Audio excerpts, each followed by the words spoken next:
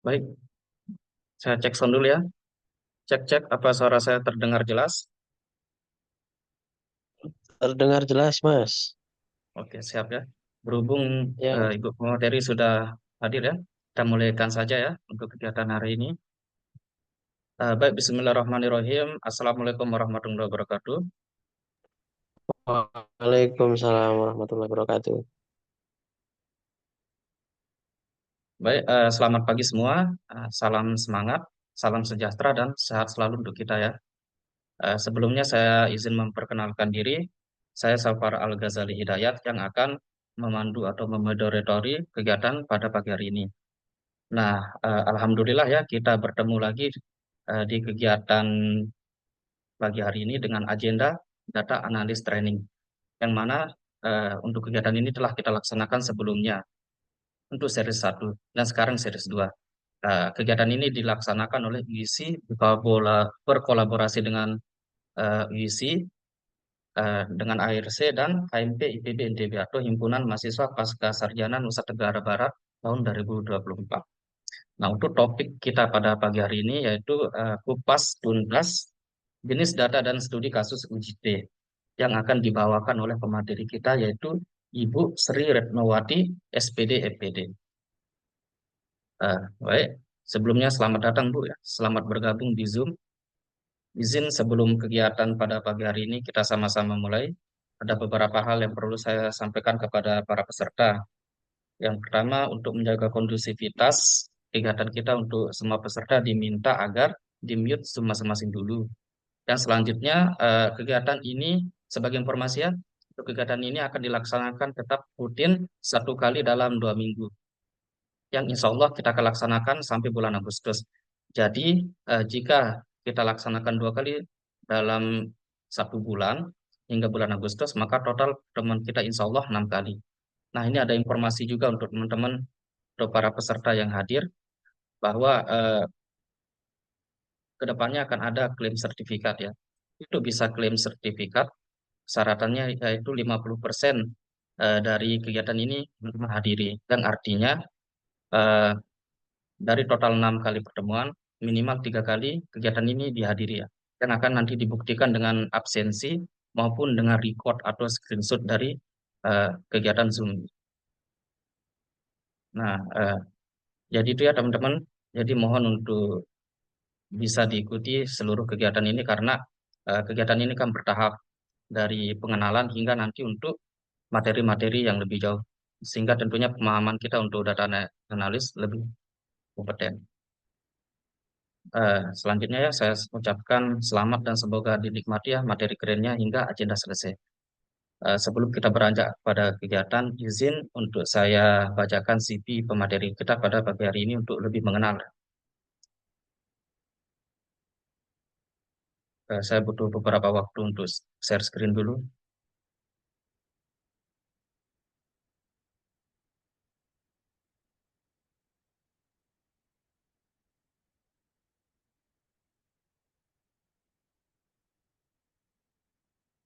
Baik, sebelumnya share screen-nya sudah terlihat jelas ya? Apa sudah ditampilkan?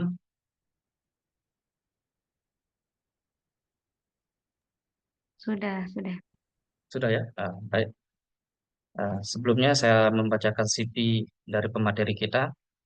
Ah, jadi untuk nama panjang beserta gelar beliau adalah Sri Retnowati SPD MPD.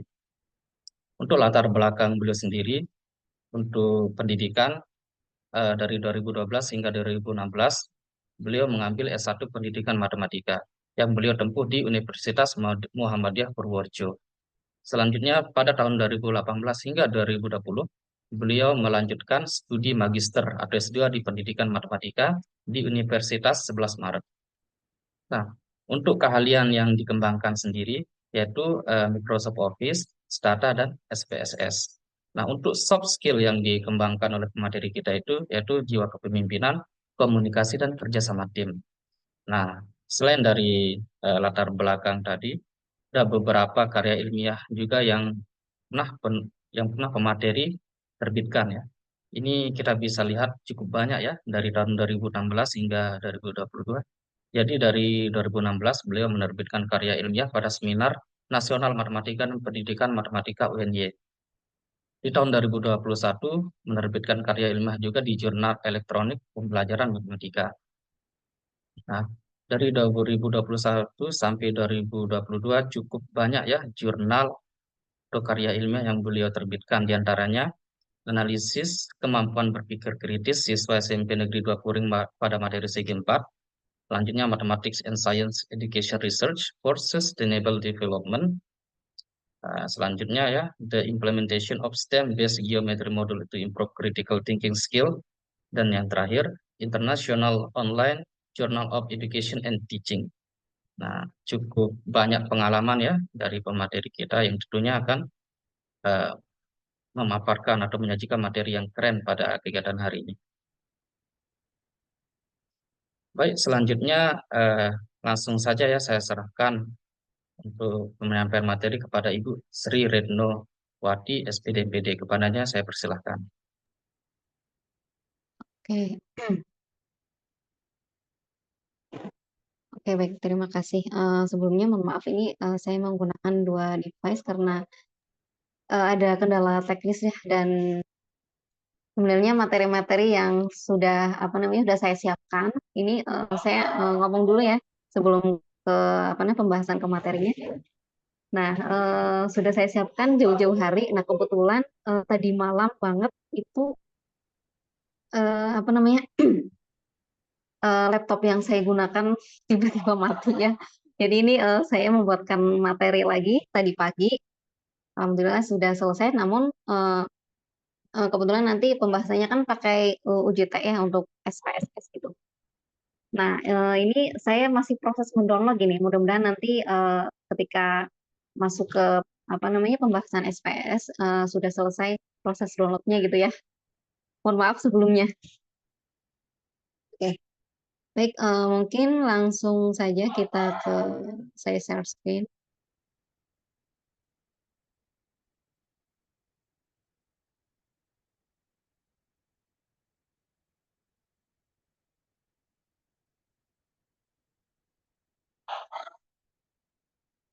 Masih proses.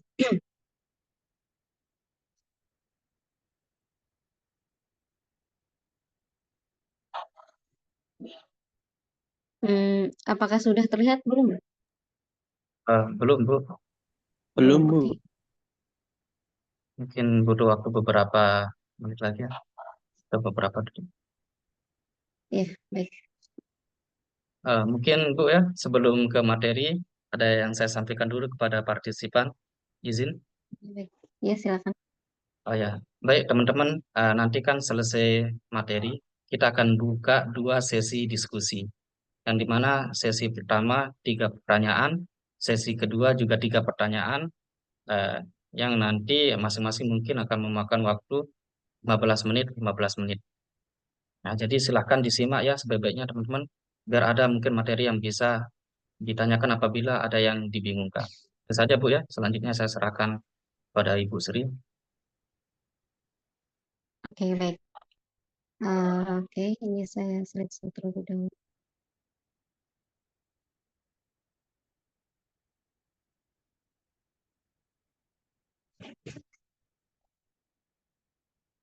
Oke, baik.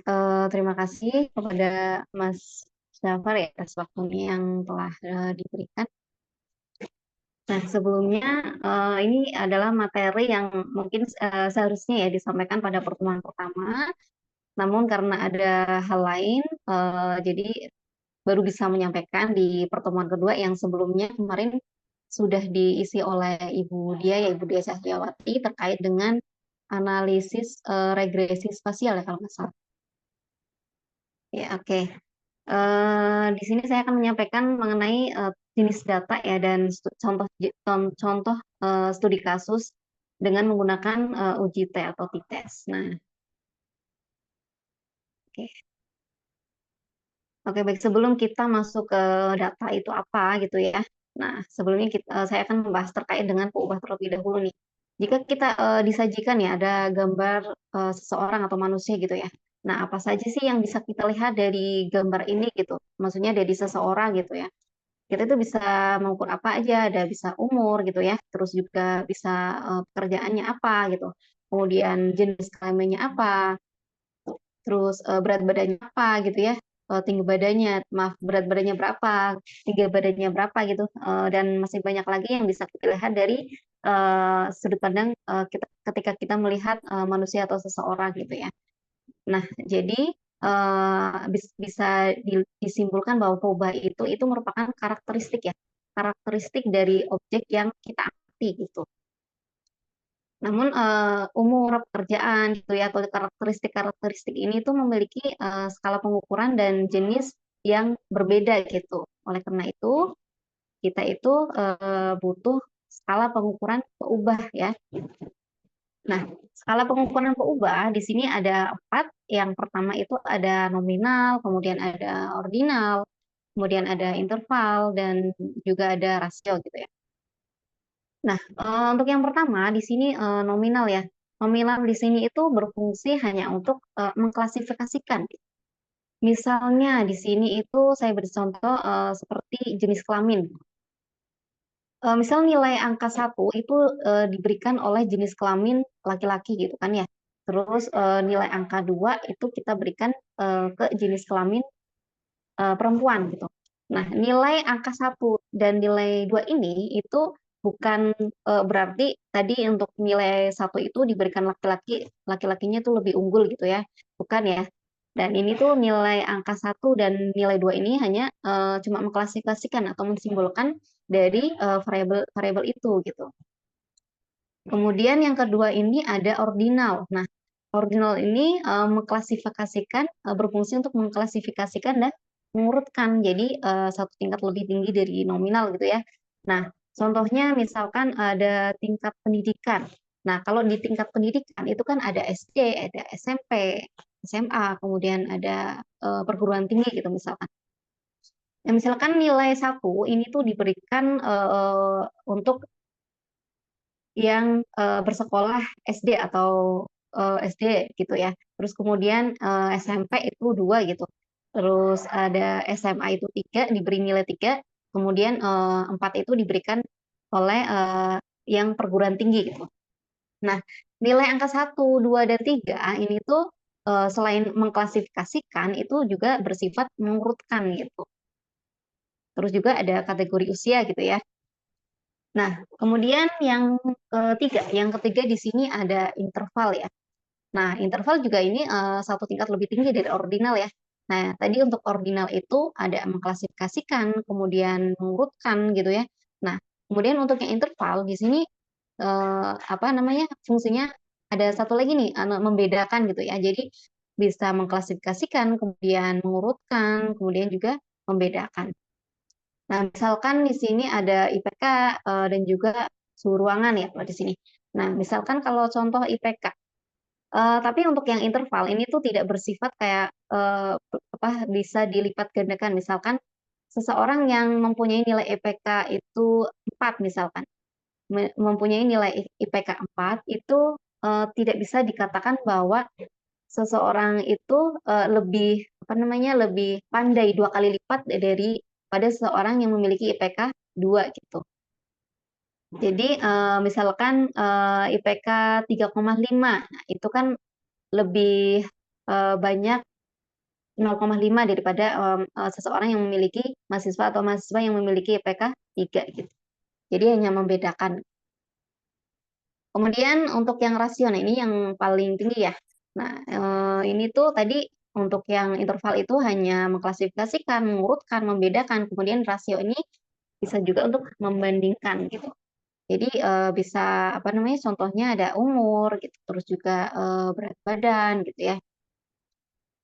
Oke, kemudian untuk nah tipe peubah ini ya. Nah, tipe peubah ini berdasarkan skala pengukurannya itu juga dibagi menjadi 2, ada kategorik dan juga numerik gitu ya. Untuk yang kategorik ini kan biasanya masuk ke dalam penelitian kualitatif ya. Kemudian yang numerik itu adalah penelitian kuantitatif gitu. Untuk yang kategorik ini juga tadi sudah dijelaskan juga kan terkait yang nominal, ordinal gitu ya. Nah, kalau nominal dan ordinal ini tuh masuk ke dalam peubah kategorik ya. Kemudian yang interval dan rasio ini masuk ke dalam rubah numerik. Oke. Kemudian kita masuk ke dalam data ya. Nah, setelah kita tahu tadi peubah itu apa gitu ya, karakteristik ya yang diamati gitu. Nah, data ini sebenarnya ini data yang apa namanya mungkin akan menjadi fondasi bagi teman-teman nanti yang materi-materi yang akan disampaikan oleh teman-teman dosen lain yang pastinya berhubungan dengan data gitu ya. Kalau kita tidak tahu tentang data, kita tidak akan bisa menganalisis data gitu ya. Kita harus tahu kenal dulu nih data itu apa gitu ya. Nah, data itu merupakan sekelompok informasi ya atau fakta mentah yang dapat bisa berupa simbol, kemudian angka gitu ya, terus kata-kata gitu ya. Nah, informasi yang diperoleh melalui proses pengamatan gitu ya, atau juga pencarian dari sumber-sumber tertentu gitu kan biasanya. Nah, namun secara etimologis nih, secara etimologis itu data berasal dari bentuk jamak ya, atau kata Latinnya itu datum. Nah, yang artinya itu sesuatu yang diberikan. Dalam kehidupan sehari-hari ya, data itu baik dalam bentuk angka maupun kata-kata gitu ya, itu mengacu pada fakta objek yang kita amati. Nah, sementara kalau dari sudut pandang statistika, itu data merupakan fakta-fakta yang digunakan untuk membuat suatu kesimpulan ya atau pengambilan keputusan gitu. Nah, dan di sini itu perlu ditekankan juga bahwa data itu bersifat mentah ya. Kalau data awal kan pastinya bersifat mentah gitu. Sehingga untuk memastikan kebenarannya, terus juga akurasinya gitu ya, terus ketepatan waktunya dan juga cakupannya itu sangat penting ya ketika apa namanya sangat penting untuk mengandalkan data yang pastinya harus terpercaya gitu. Nah, oleh karena itu sifat mentahnya atau informasi yang diperoleh dari data itu belum sepenuhnya utuh, jadi harus diolah terlebih dahulu gitu. Nah, oleh karena itu tadi kan datanya kan masih mentah ya. Nah, itu perlu atau diperlukan suatu pengolahan data ya agar menghasilkan informasi yang pastinya mudah dipahami nanti untuk hasil dari pengambilan keputusannya gitu. Nah, kemudian di sini juga ada syarat data yang baik nih. Artinya kalau data yang baik untuk diolah itu kan pasti akan apa namanya menghasilkan suatu keputusan yang maksimal gitu ya. Nah, di sini untuk syarat data yang baik ada 4. Yang pertama itu ada objektif, kemudian representatif, kemudian memiliki standar error yang kecil, kemudian relevan gitu ya. Nah, yang pertama ini objektif itu berarti data yang dikumpulkan itu harus sesuai dengan keadaan yang sebenarnya gitu. Misalkan saya kasih contoh aja nih.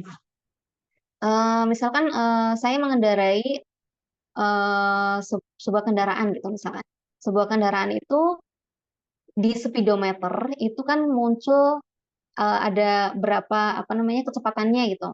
Nah, di jarum panjangnya ini menunjukkan angka 100 kilometer gitu per jam. Nah, ketika kita mengambil data tersebut, ketika kita menuliskan itu hanya 90 nih, 90 kilometer per jam gitu misalkan. Nah, itu kan berarti bukan data yang sebenarnya gitu. Jadi kita ya harus sesuai dengan data yang sebenarnya gitu ya, yang ditunjuk gitu. Nah, kemudian yang kedua itu ada representatif. Nah, representatif ini tuh bersifat mewakili objek yang diamati secara keseluruhan gitu. Misalnya saya kasih contoh ya, sampel, misal pengambilan sampel gitu ya, diberikan populasi gitu. Nah, ketika kita apa namanya diminta untuk mengambil sampel, berarti kita kan harus mengambil sampel yang benar-benar mencerminkan dari populasi tersebut gitu kan. Nah, kemudian yang ketiga ini memiliki standar error yang kecil ya. Nah, jadi untuk yang ketiga ini memiliki tingkat kesalahan yang lebih kecil ya, sehingga nanti presisinya itu lebih tinggi gitu. Kemudian yang keempat itu relevan. Nah, di mana relevan ini tuh harus memiliki keterkaitan atau hubungan dengan permasalahan yang dihadapi. Misalkan ketika seseorang mahasiswa gitu, ketika mahasiswa itu mendapatkan nilai apa namanya nilai ujian A+ gitu misalkan. Nah, kalau dilihat dari nilai ujian A plusnya, berarti kan kita itu bisa melihat dari segi apa namanya bacaan-bacaan bukunya gitu kan ya. Terus juga bisa dilihat dari waktu belajarnya gitu ya. Apakah memang waktu belajarnya lama atau seperti apa gitu sistem belajarnya itu kan bisa dihubungkan dengan hasil dari apa namanya nilai ujian tersebut gitu ya. Kemudian nih, dari data tersebut tentunya kan harus disajikan ya agar kita itu lebih mudah untuk melihat data yang memang sudah diolah dan bukan merupakan data mentah. Kalau misalkan kita diberikan data mentah, terus hanya dipaparkan gitu di papan datanya dalam bentuk tabel nih, masih data mentah itu kan kalau orang awam melihat itu kan sangat sulit ya untuk menyimpulkan data ini tujuannya apa sih, data ini kesimpulannya apa sih. Nah, maka itu perlu dilakukan penyajian data gitu. Nah, cara menyajikan data yang pertama itu ada tabel ya pastinya. Nah, tabel ini kan apa namanya cara yang efektif ya untuk menyajikan data yang terstruktur dengan jelas ya. Ini tuh berisi baris dan kolom gitu. Mungkin teman-teman juga paham ya terkait ini ya. Kemudian grafik ya. Nah, ini tuh juga memvisualisasi data dan mengidentifikasi pola dan atau tren gitu ya. Kemudian diagram ya untuk menyajikan data. Kemudian ada infografik ya. Kemudian ada heat map juga. Dan untuk cara menyajikan data ini juga bisa menggunakan SPSS ya, atau bisa pakai Microsoft Excel gitu, atau pakai R gitu ya. Masih apa namanya sekarang aplikasi banyak untuk cara cepat untuk menyajikan data gitu. Oke. Kemudian, nah sekarang saya coba untuk yang apa namanya contoh ya, contoh studi kasus dari data yang sudah saya jelaskan tadi terkait ada data apa namanya numerik, ada data kategorik ya, di mana data numerik itu tadi ada apa bersifat interval dan rasio, kemudian kalau kategorik itu bersifat nominal dan ordinal gitu ya. Nah, saya akan menyajikan sebuah contoh kasus nanti untuk dengan menggunakan uji T, tapi sebelumnya saya akan menjelaskan terlebih dahulu terkait dengan uji T ini apa gitu ya. Oke, uji T ini tuh merupakan jenis pengujian statistika untuk mengetahui ini apakah ada perbedaan dari nilai yang diperkirakan dengan nilai hasil perhitungan statistika gitu ya. Atau cara cara mudahnya itu uji T itu untuk menguji perbedaan rata-rata gitu ya untuk apa namanya cara mudahnya kita mengingat gitu. Nah, nilai perkiraan ini itu bermacam-macam ya. Ada yang kita tentukan sendiri, kemudian berdasarkan isu gitu ya untuk data-datanya, terus juga ada nilai persyaratannya gitu. Nah, uji T ini adalah uji statistik yang digunakan untuk menguji kebenaran atau uh, kepalsuan hipotesis nol atau H0 gitu. Nah, uji T ini pertama kali ini dikembangkan oleh William Selicoset. Ini ya, ini ada fotonya William Selicoset. Nah, ini pada tahun 1915 ya. Nah, awalnya itu menggunakan nama samaran student ya, kalau dulu. Dan huruf T yang terdapat dalam istilah uji T ini tuh dari huruf terakhir nama beliau ya. Uji T ini disebut juga dengan nama student T ya.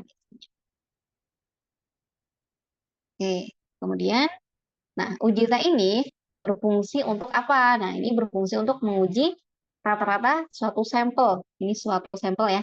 Kemudian untuk membandingkan rata-rata dua sampel atau tidaknya perbedaan rata-rata tersebut gitu. Ada tidaknya perbedaan rata-rata tersebut gitu. Kemudian spesifikasi dari uji T ini tuh data yang berskala interval atau rasio.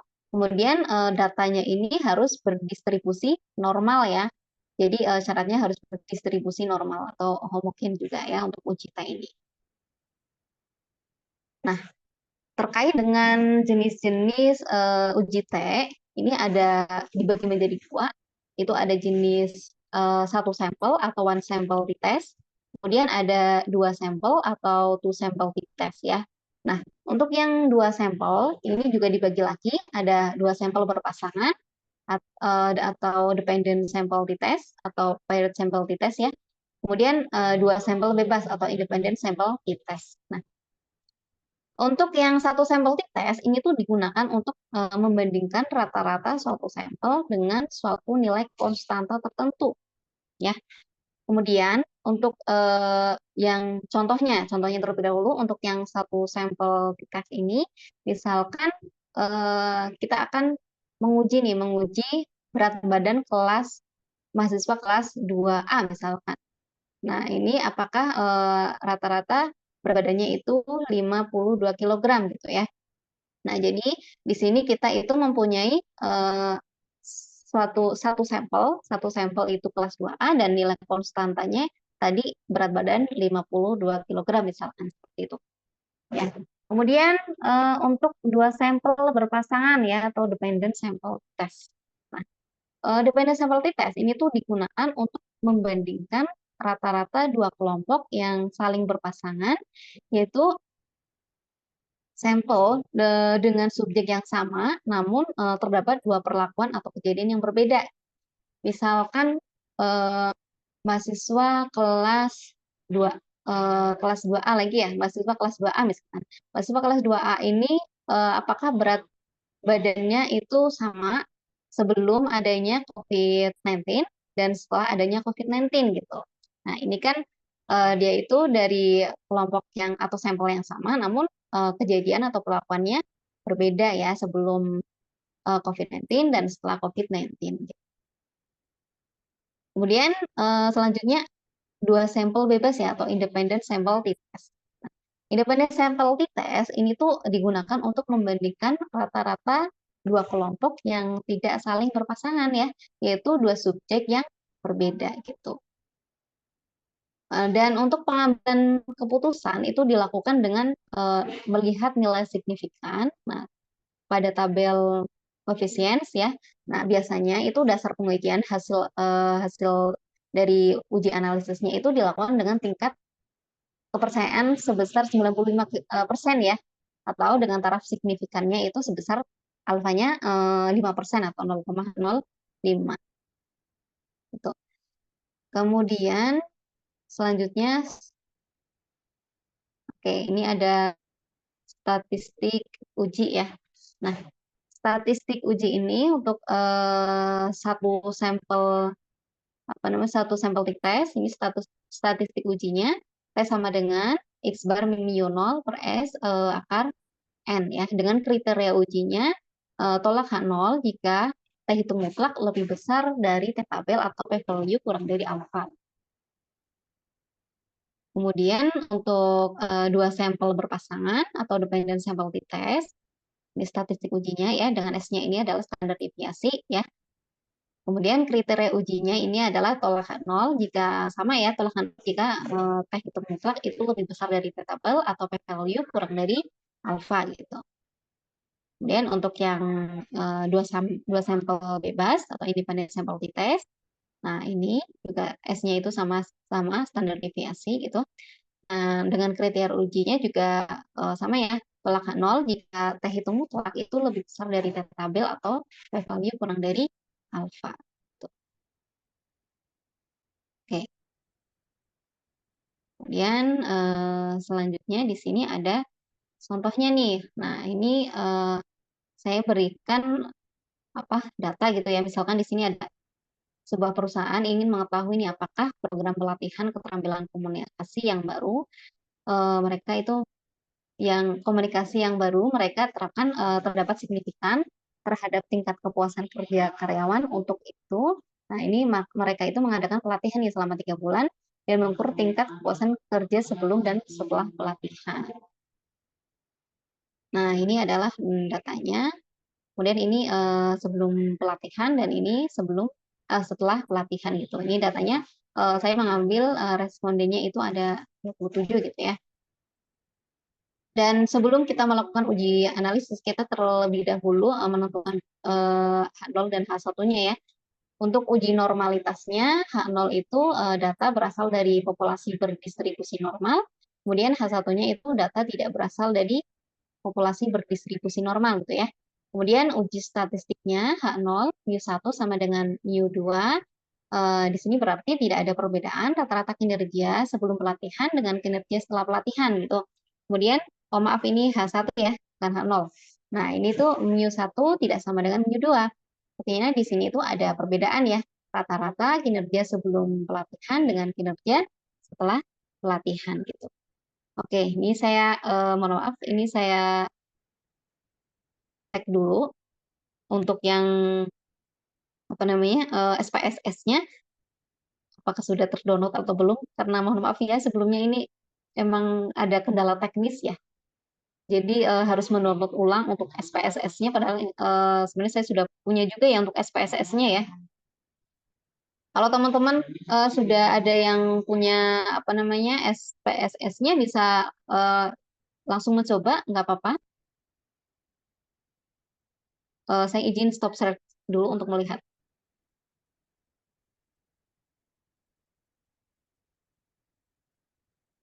Gimana teman-teman udah pastinya udah ada yang punya SPSS nih.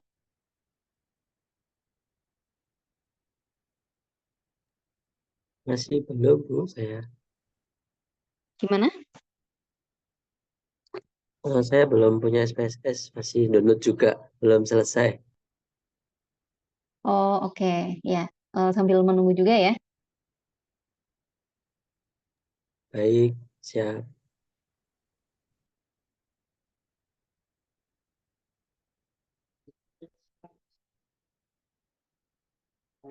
Oke, mohon maaf ya ini karena ada sesuatu hal yang memang di luar kendali saya gitu.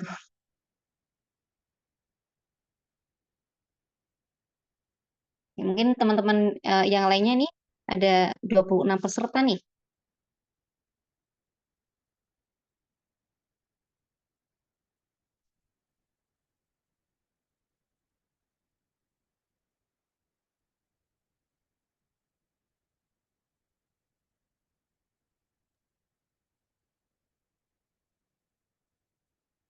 On install juga, Bu. Oh ya, Maaf mungkin gimana? hmm, sedang install juga, Bu.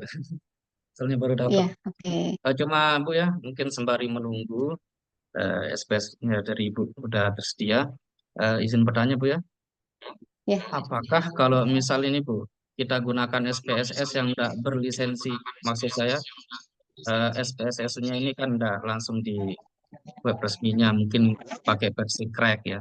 Nah, kita pakai data SPSS ini nanti untuk terbitin jurnal, misalnya di jurnal bereputasi. Nah, jika dengan itu apakah besok ada resiko kita copyright atau dituntut mungkin dari perusahaannya? maaf, suaranya terputus di saya.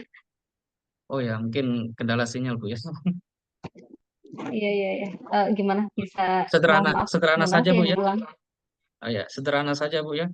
Mungkin Iya, kalau kita iya. gunakan SPSS yang non premium ke versi cracknya untuk ngolah data, sedangkan datanya ini kita mau upload ke jurnal yang bereputasi itu ada resiko ke depannya enggak, Bu? Kalau untuk terkait ini ya ini sebenarnya harus itu ya harus dilihat dulu premiumnya ya bisa juga beresiko pada apa namanya eh, berikutnya gitu apa yang mau diterbitkan gitu ya di jurnal internasional gitu misalkan gitu ya ya Ya, tentunya pasti kalau misalkan kita menggunakan SPSS yang itu nanti beresiko juga gitu jadi harus dilihat dulu gitu. terima kasih, Bu ya. Oke, baik.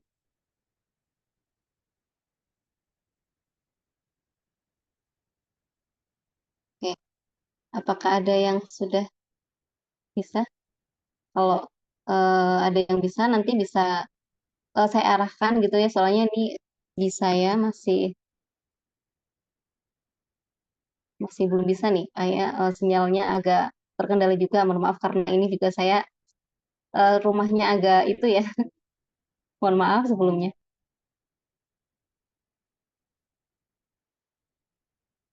Sinyalnya agak susah sebentar. Untuk teman-teman yang lain.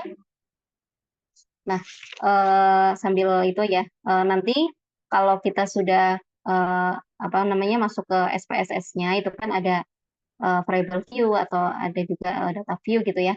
Nah, kita memasukkan tadi untuk yang apa namanya datanya ke data view nanti bisa dilabelkan untuk di variable view gitu.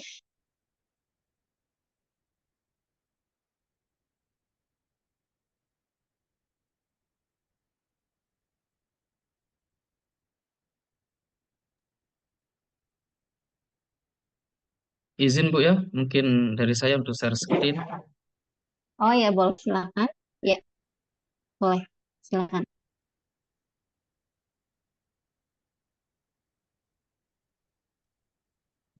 Sudah terlihat ya? Ya, oke. Ini datanya saya itu aja ya. Saya kirim di grup. Hmm. Di grup Oke. WhatsApp Bu. Mohon maaf.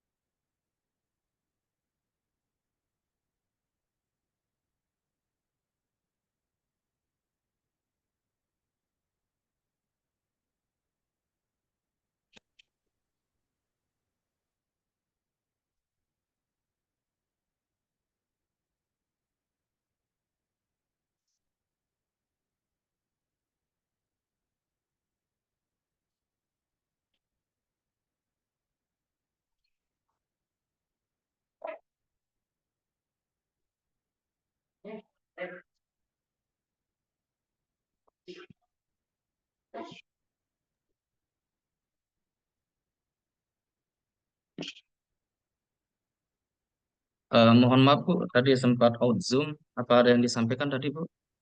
Saya sempat out Zoom karena sinyal. Oh, bentar.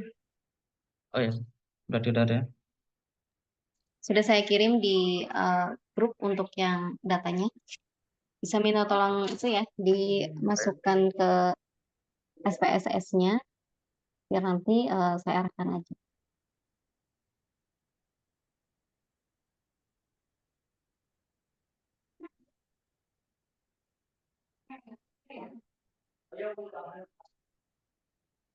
Eh, saya butuh waktu dulu Bu ya untuk kopas sama buka dokumen.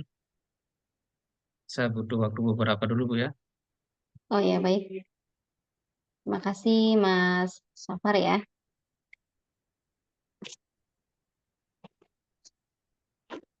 Ya, sudah Bu. Oke. Oh ini stop share screen ya, karena out tadi. Mohon maaf ya. Ternyata sudah stop share Ya. screen. Saya share screen lagi. Baik. Bu, jadi ini datanya udah saya buka.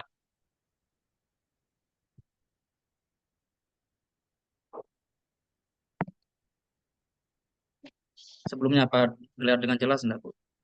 Ya, terlihat dengan jelas. Oke, baik. Itu untuk datanya bisa langsung dimasukkan ke data view terlebih dahulu. Data SPSS-nya udah ya, udah dibuka. Untuk data yang pretest dan posttestnya saja gitu ya. ke data view ya. Ya, betul. Langsung di kolom 1 Bu. Ya, oke. Untuk langsung bisa masuk ke variable view. Nah, itu bisa di apa namanya? Dinamakan boleh untuk yang pertama itu ada tadi responden gitu ya. Yang kedua itu ada sebelum oke. Nah, Responden. ya, yang kedua itu sebelum sebelum perlakuan ya, atau Pretest ya. bisa tulis pretest posttest gitu aja biar lebih pretest kemudian posttest. Namanya harus ada ininya apa namanya strip Oh di ya. bawahnya tuh pretest Oh, gitu ya. pre, nah, tidak ada spasi pre, nah kemudian posttest. untuk labelnya, ya, untuk labelnya bisa juga ditulis. Untuk label Label. yang kedua aja. Oh, yang pertama itu responden, sama untuk yang kedua itu sebelum pelatihan, yang ya tulis aja sebelum pelatihan.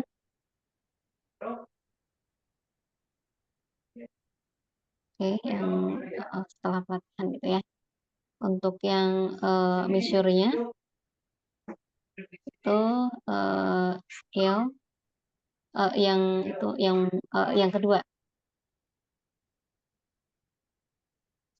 Skill, nggak ada skillnya. Coba bisa ke data view. Data sheet ya. Aku ya, mohon maaf karena jadi host, jadi beberapa terhalang oleh tidur. Ini Zoom, Bu. Untuk data sheet, letaknya di mana, Bu? Untuk skillnya harusnya di measure itu. Di measure itu skill. Coba Oh ya, ke Bu. data view terlebih dahulu. Masuk ke data view terlebih dahulu, mohon maaf.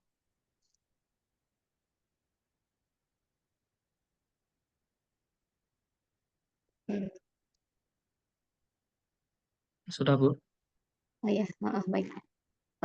Ini tuh datanya, Kayaknya di bagian baris pertama itu harus dihilangkan, Bu. iya, ini harus dihilangkan nih. Yang baris pertama itu kan ada responden, pretest, yang di copy ya, betul. Yang di copy tadi cuma nilai datanya ya, bukan Hmm, judulnya gitu.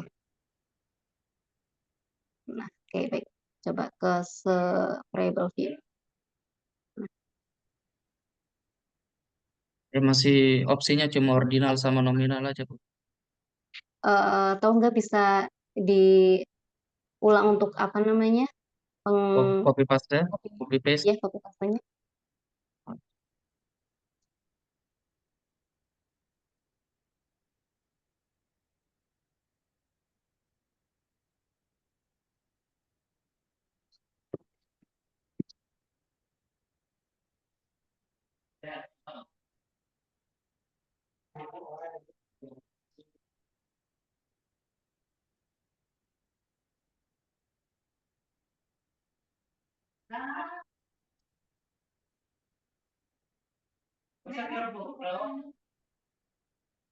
Ulang. Yang Opsinya masih, Bu. itu right ya. Center aja, center tengah aja. Untuk yang align-nya.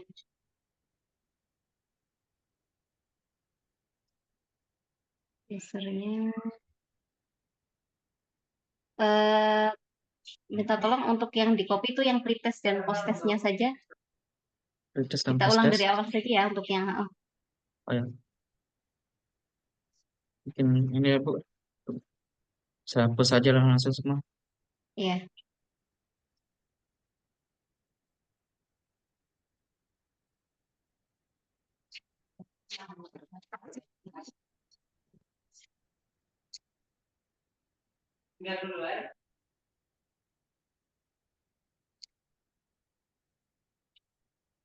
Tetap di kolom satu baris satu dulu, Bu ya. Sudah. Gimana? Ya, untuk yang oke, ya betul. Untuk yang variable view-nya bisa diganti saja. Untuk yang responden kita hilangkan karena tadi respondennya sudah dihapus ya untuk yang penjelasan respondennya.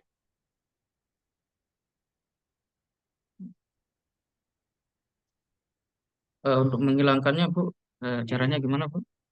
Kita delete langsung ya. Eh, di itu aja di no file yang baru aja, Mas. New file aja biar nanti datanya baru semua. Oke, ya. Aduh, Maaf, itu yang di variable view. Oke, atau enggak bisa ditulis tadi di variable view aja. Kita bisa, ini kita bisa. Nah, oke, betul. Selanjutnya kita ke variable view. Ya, mungkin saya ulang lagi, Bu ya, mohon maaf. oke, oke, oke.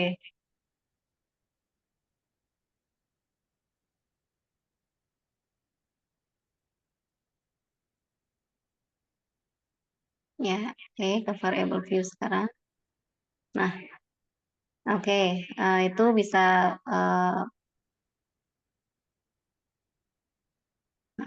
kemudian yang post test. Sebenarnya untuk label bisa ditulis, bisa tidak sih. Bisa ditulis boleh sebelum itu atau sebelum perlakuan, sebelum tes boleh. Kemudian setelah perlakuan atau setelah tes. Nah, measure-nya di sini. Nah, itu udah muncul ya untuk yang data scale-nya. Nanti di scale. Untuk scale-nya dua-duanya, Bu. Ya, itu dua-duanya semua scale.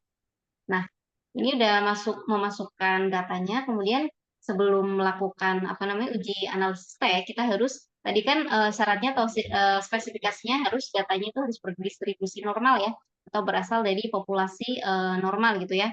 Nah, ini bisa klik analyze, itu bagian atas, klik analyze, kemudian descriptive statistik, oke, terus explore, ya. Oke, kemudian dimasukkan ke dependent list kedua variabelnya itu, nah ya dimasukkan. Oke, di itu aja. Nah, yang satu juga sama. Nah, kita lihat dulu nih plots-nya, klik plots. Plots itu yang bawah statistik, yang samping. Nah, plots-nya. Oke, kita klik yang normality plot with test. Dicentang, oke. Continue. Oke, kita oke. Klik oke. Yang bawah, paling bawah. Oke, kita bisa lihat nanti ya. Coba kita lihat nanti atau kita langsung masuk ke uji T-nya nih setelah kita menghitung analisis tadi normalitasnya. Kemudian bisa juga langsung ke analisis uji T-nya. Nanti kita bisa menarik kesimpulan setelah melakukan selesai perhitungan di SPSS itu. Nah, bisa langsung ke analisis terlebih dahulu. Di sini, yang ini, Bu. Ya, di itu analyze. Ini kan udah nih uji normalnya, tapi nanti kita lihat nih kesimpulannya di akhir setelah perhitungan uji T aja gitu, nggak apa-apa. Oke, kita ke analyze. Sudah, Bu.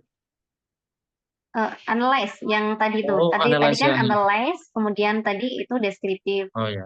gitu ya. Nah, sekarang analyze ini untuk uji uji T-nya ya. Hmm. Compare means. Oke.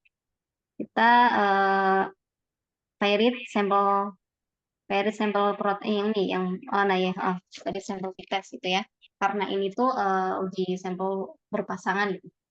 Kemudian kita masukkan untuk yang kedua variabel ini ke paired variabelnya, kedua-duanya.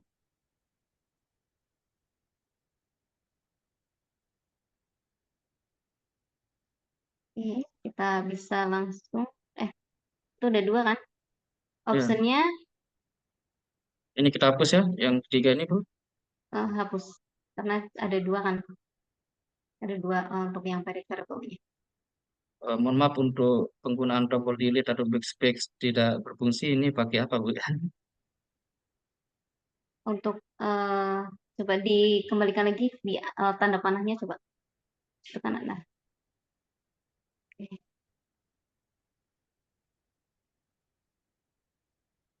Optionnya itu tidak aktif ya? Option Iya, Bu. yang atas ya. Mungkin saya ulang aja, Bu ya. Oke, coba diulang. Analyze, compare means.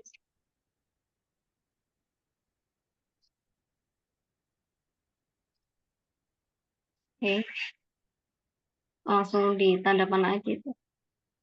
Oke, nggak apa-apa. Oh, tanda panah. Oh ya, bisa langsung pakai itu. Nah, yang satu diklik lagi yang bawah. Nah, itu dimasukkan.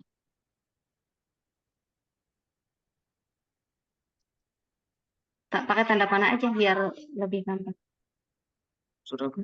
Gini, Oke, option. Itu optionnya offset. sudah aktif. Nah, kita lihat nih dengan confident karena tadi kan taraf signifikannya itu 5% gitu ya, atau alfanya itu 0,05 gitu ya. Nah, berarti di sini confident-nya sudah betul untuk yang interval persennya 95 persen, berarti langsung saja klik continue, terus klik OK. Oke, terima kasih ya. Nah, kita bisa lihat nih untuk apa namanya hasilnya gitu. Oke, kita bisa lihat ke tes normality-nya di bagian ini, di output-nya. Untuk ini kan yang bawah ya, paired sample test-nya. Oh ya, mohon maaf Bu, karena beberapa screen saya itu tertutup sama fiturnya Zoom. Jadi saya bolak-balik untuk menemukan Oh, oke. fitur-fiturnya. Mohon maaf. Di Tadi perintahnya apa Bu? Setelah menampilkan ini? apa namanya normality tesnya, hasilnya yang tadi, yang bagian atas yang pertama tadi, uji normalitasnya. Normality test. Ya, yang tadi outputnya itu kan ada satu tuh outputnya. Nah, Ini oke, ya? betul.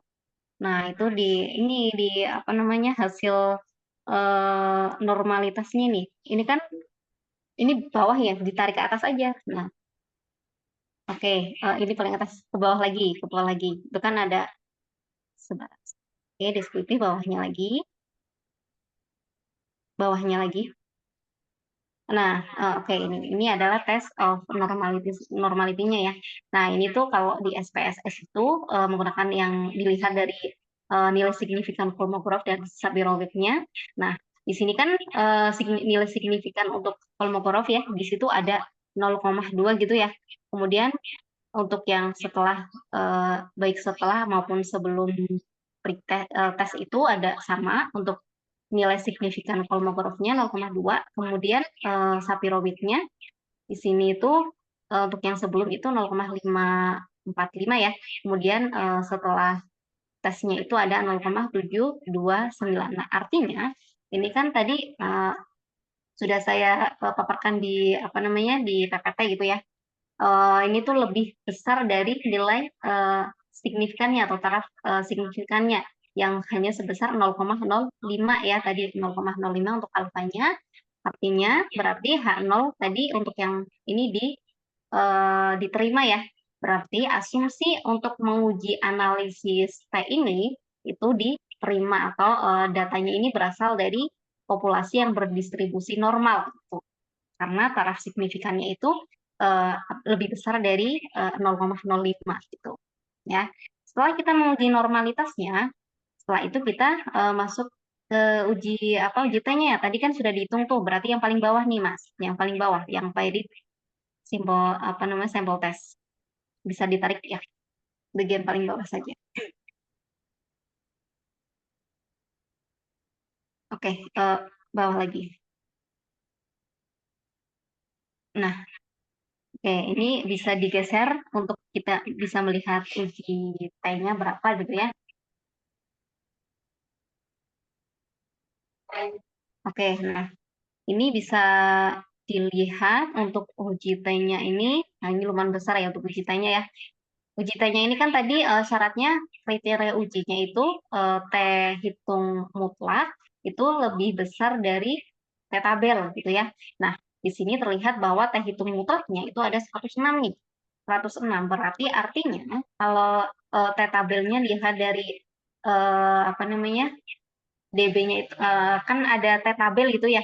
T tabel itu dilihat tadi respondennya ada 27 untuk melihat dari T tabel itu banyaknya responden dikurangi 1 nanti bisa dilihat T tabel. Kebetulan nanti saya lihatkan untuk cara melihat T tabelnya. Dan ini itu berarti T tabelnya itu 2,0639 ya. Enggak nanti itu aja diingat-ingat aja tadi ya 2,069 gitu ya. Untuk T tabelnya nanti saya perlihatkan untuk cara melihat T tabelnya. Nah, ini berarti kan di apa namanya di daerah T tabelnya atau di bagian apa namanya penolakan H0 ya. Untuk T sebesar 106 ini untuk alfanya itu 5%, berarti ini di daerah penolakan H0. Dan juga dilihat dari value-nya ini 0,01 ya, artinya ini tuh lebih untuk value-nya itu kan tadi kurang dari alfa ya, atau alfanya kan 0,05, berarti 0,1 ini kurang dari 0,05, artinya bisa disimpulkan ya dari hasil uji titas ini per hanya ya H1-nya atau H1-nya itu diterima ya. Berarti terdapat apa namanya perbedaan rata-rata ketika karyawan diberikan tes sebelum apa namanya sebelum pretest dan post-test gitu. Jadi terdapat perbedaannya kinerja karyawan tersebut gitu. Itu untuk melihat nilai dari SPSS-nya gitu. Oke, nah ini ya tadi ya. Oh, mohon maaf. Bisa di stop searching biar saya searching terlebih dahulu.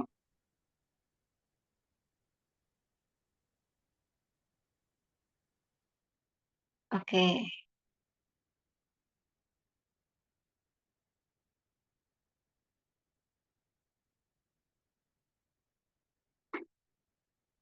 ya baik. Ini kan tadi apa namanya tabelnya itu tadi kriteria ujinya. Nah, kriteria uji. Ya, kriteria ujinya itu kan teh hitung nilai mutlak. Ini teh hitung mutlak itu lebih besar dari tabel atau P value-nya kurang dari alfa gitu ya. Nah, teh hitungnya tadi kan 106 ya kalau nggak salah tadi 106 pastinya lebih besar dari tabel atau P value-nya tadi kan 0,01 ya. Nah, berarti itu kurang dari alfa. Alfanya tadi 0,05 gitu ya. Nah, artinya H-nya ini oke. H0-nya ini diterima. Nah, ada perbedaan rata-rata kinerja sebelum pelatihan dengan kinerja setelah pelatihan gitu. Oke, mungkin itu yang bisa saya sampaikan. Mohon maaf atas kendala-kendala pada hari ini. Dan eh, pasti untuk teman-teman dosen yang lain, untuk materi-materi selanjutnya sudah dipersiapkan lebih matang lagi ya. Nah, sebenarnya saya juga sudah mempersiapkan nih, sudah bersiapkan matang-matang jauh-jauh hari gitu ya. Udah dari mau ada pelatihan nih katanya gitu. Saya sudah langsung mempersiapkan gitu materi-materi yang akan saya sampaikan, tapi itu di luar kendali saya. Jadi eh, insya Allah ini juga menjadi fondasi bagi teman-teman untuk bisa nanti apa namanya belajar terkait materi yang akan disampaikan oleh teman-teman dosen yang lain gitu. Oke, mungkin saya kembalikan ke Mas Safar ya. Safar. Oke. Sebelumnya terima kasih banyak Bu ya. Sebenarnya cukup informatif. Walaupun tadi saya juga butuh beberapa waktu untuk bolak-balik share screen. Itu sebenarnya dari ininya apa waktu yang cukup menguras tadi Bu ya. Tapi menurut saya tetap cukup luar biasa dan cukup informatif. Saya juga mendapatkan wawasan baru ya, dan mungkin teman-teman juga yang belum pernah mencoba SPSS mungkin bisa mendapatkan pengetahuan baru. Yang sudah mencoba SPSS mungkin sembari di review saja ya. Baik, terima kasih Bu ya atas materi yang sangat informatif. Mungkin dari pemaparan materi tadi, pada yang teman-teman mau tanyakan, silahkan. Jadi untuk sesi diskusi kita akan buka dua sesi ya. Untuk sesi pertama 3 pertanyaan dan sesi kedua juga 3 pertanyaan. Mungkin untuk sesi pertama, silahkan teman-teman yang ingin bertanya bisa raise hand eh, melalui chat maupun raise hand langsung di screen Zoom-nya.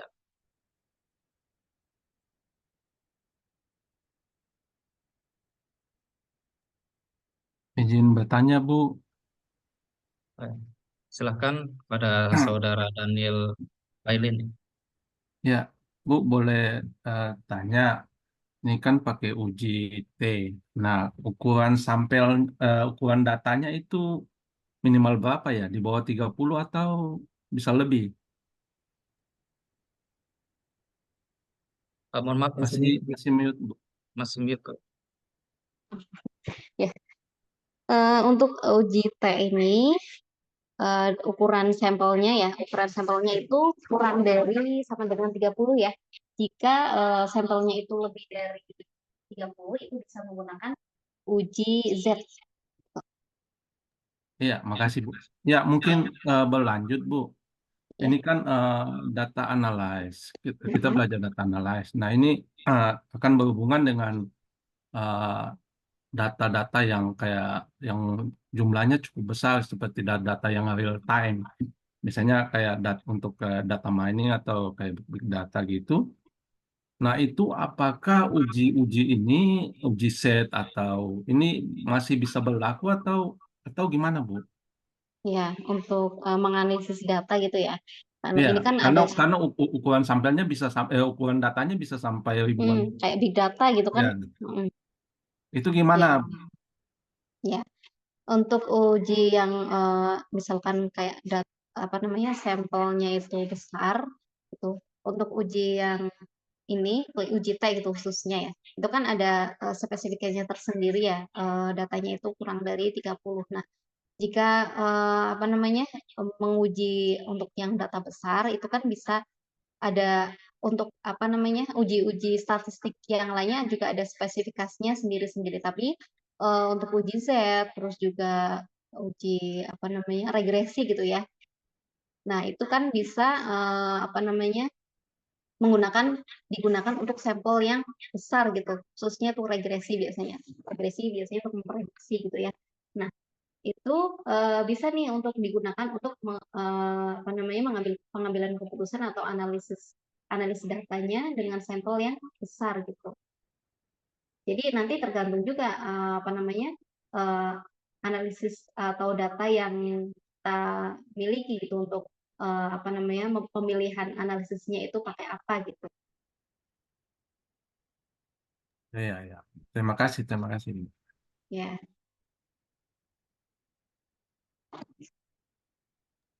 Wah, mungkin sudah cukup jelas ya dari Saudara Daniel Kailin. Baik, selanjutnya kita menuju ke penanya kedua ya. Silakan teman-teman yang ingin bertanya bisa raise hand maupun langsung saja disampaikan ya dengan unmute.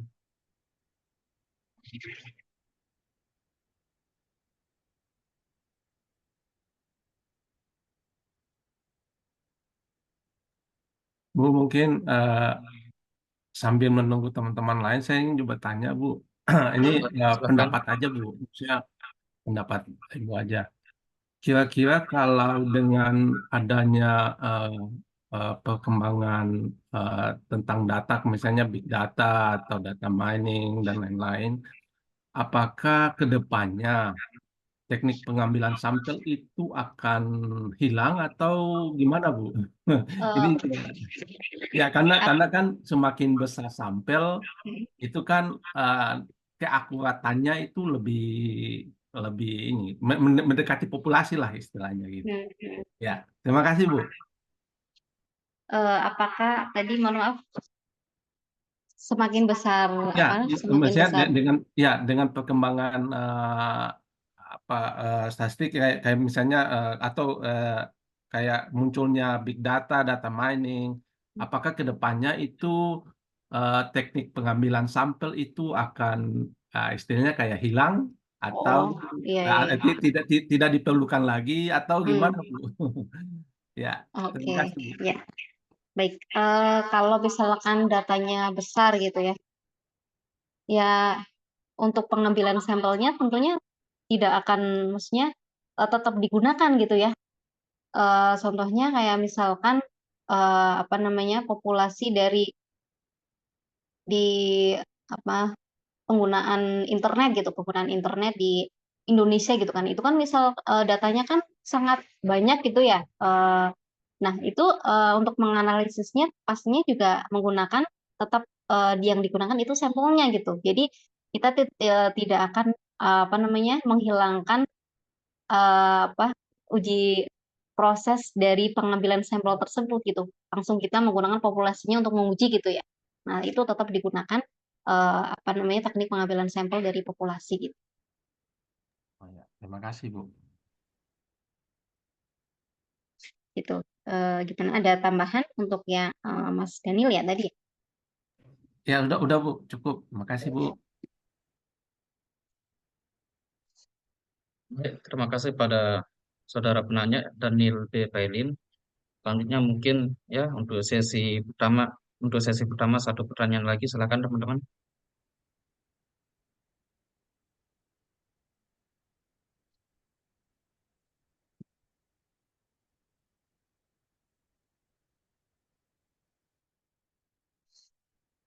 Mungkin Bu ya, sembari saya menunggu jawaban dari pertanyaan dari teman-teman peserta yang lain, mungkin Mm-mm. saya izin bertanya juga. Jadi Bu, kan tadi saya menanyakan sebenarnya sempat menanyakan terkait dengan aplikasi yang berlisensi atau yang bisa kita bilang resmi ya Bu. Dan Mm-mm. kedepannya kita mau upload jurnal yang bereputasi, tapi kita menggunakan aplikasi bajakan, misalkan dari hasil crack. Nah, kedepannya mungkin apa resikonya Bu kalau kita ketahuan mungkin pakai aplikasi yang versi bajakannya Bu. Sedangkan data kita sudah diupload nih di jurnal yang bereputasi untuk aplikasi SPSS. Oke, pastinya nanti kalau kita menggunakan aplikasi yang pajakan gitu ya, sementara datanya kita sudah apa namanya sudah dimasukkan ke situ gitu ya, misal. Nah itu juga resikonya nanti datanya bisa apa karena itu pajakan itu aplikasinya ya nanti keamanan datanya juga tidak terjamin gitu ya, bisa dicuri juga, terus juga apa namanya eh, data-datanya. Security atau perlindungannya tidak ada ya Bu ya. Kalau seandainya ada terjadi pencurian.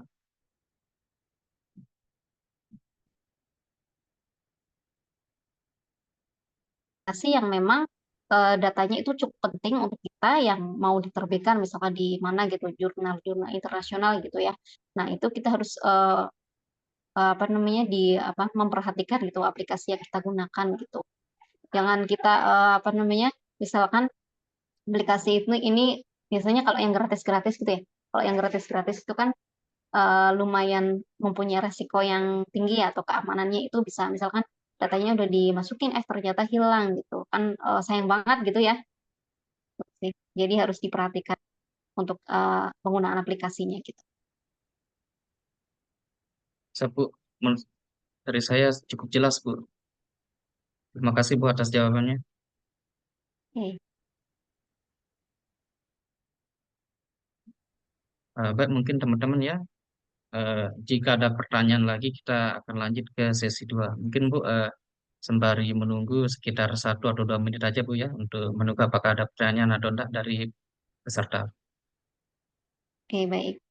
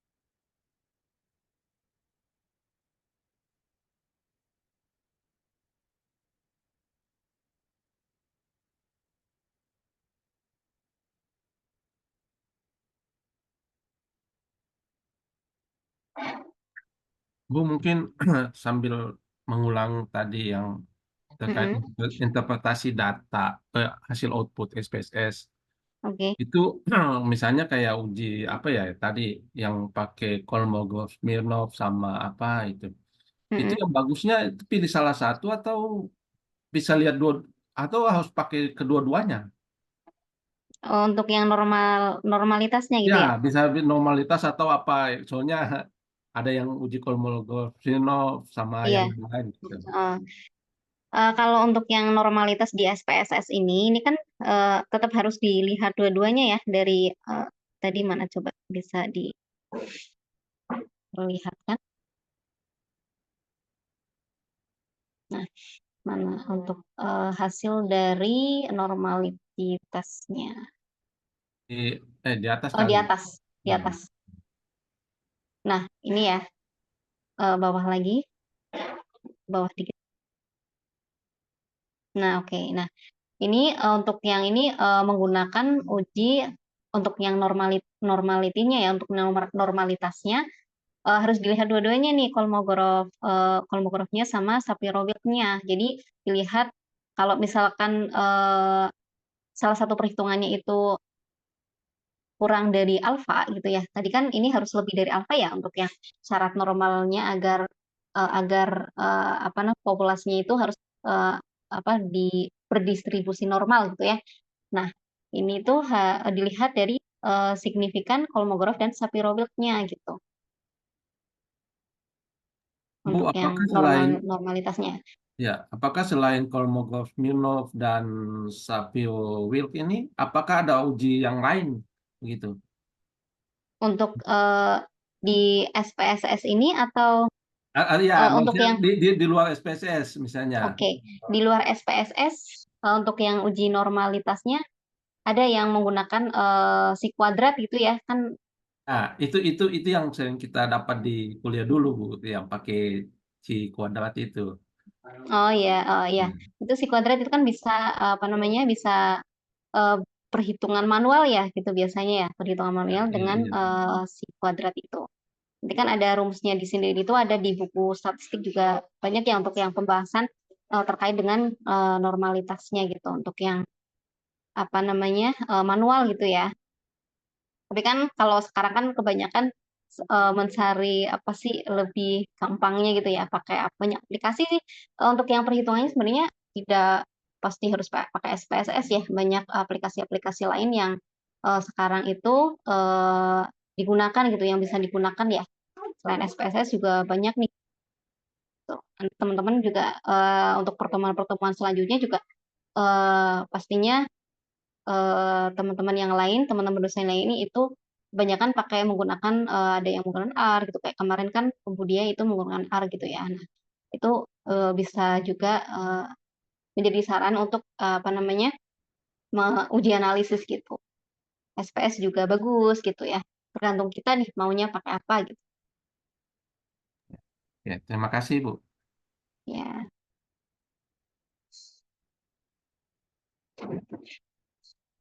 Eh, Baik, saudara penanya. Mungkin Bu ya, karena tidak ada pertanyaan yang baru atau pertanyaan selanjutnya, mungkin untuk sesi diskusi sampai di sesi pertama aja Bu ya. Atau mungkin ada yang ingin disampaikan Bu sebelumnya? Mungkin cukup dari saya sih. Cukup ini aja, maksudnya mohon maaf sebesar-besarnya ya. Terima kasih juga sama Mas Safar ya yang sudah membantu berjalannya diskusi ini gitu ya.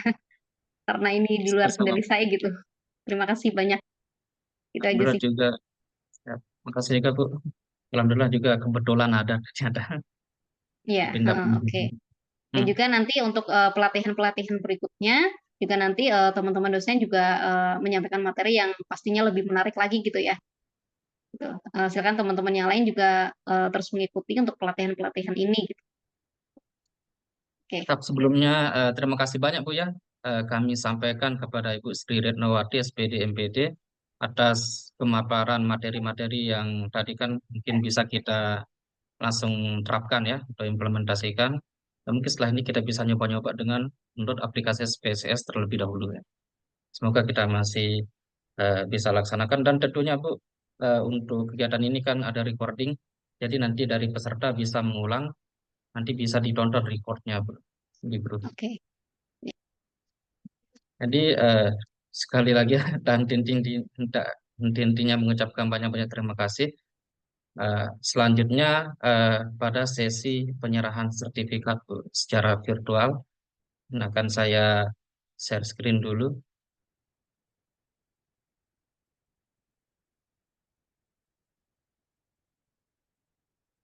Oh ya, sembari, ya.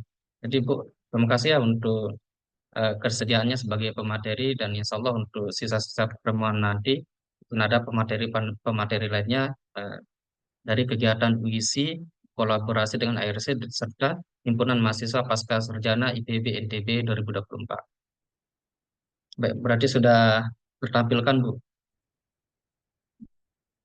Ya, untuk sudah, sertifikat. sudah. Ya, terima kasih. Ya. Jadi mohon untuk teman-teman tidak meninggalkan room terlebih dahulu. Nah, saya akan bagikan ini ya, link absensinya.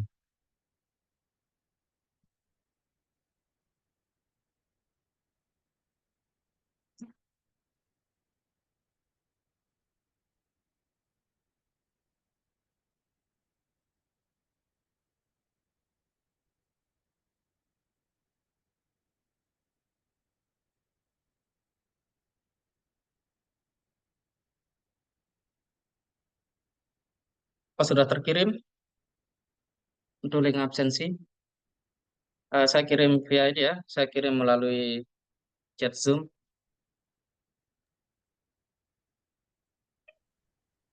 Sudah ada, Mas. Oh ya, siap-siap. Ya, silahkan diisi ya untuk serta dan sekali lagi saya reminder, jadi untuk klaim sertifikat ke depannya minimal 50% dari total kegiatan kita yang akan dilaksanakan sampai Agustus.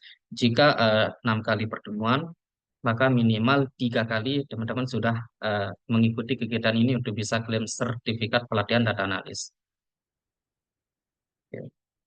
Baik, mungkin itu saja yang bisa saya sampaikan. Sebelumnya, saya sendiri sebagai moderator, Safar Ghazali Dayat mengucapkan terima kasih dan mohon maaf yang sebesar-besarnya jika selama kegiatan tadi ada yang kurang berkenan atau gimana. Dan semoga untuk kegiatan-kegiatan berikutnya kita bisa mengikuti lagi ya sampai dengan 4 sisa pertemuan selanjutnya. Sekian dari saya sendiri. Wassalamualaikum warahmatullahi wabarakatuh. Namun sebelumnya teman-teman jangan out dulu, kita foto bareng dulu ya. Kita foto bersama. Silahkan mungkin bisa on cam semua.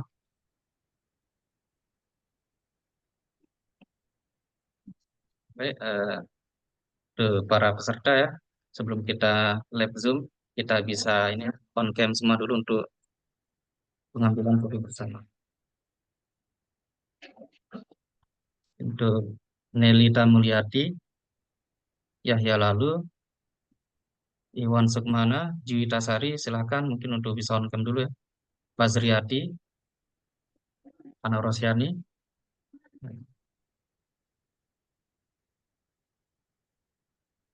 Baik, kita mulai saja ya.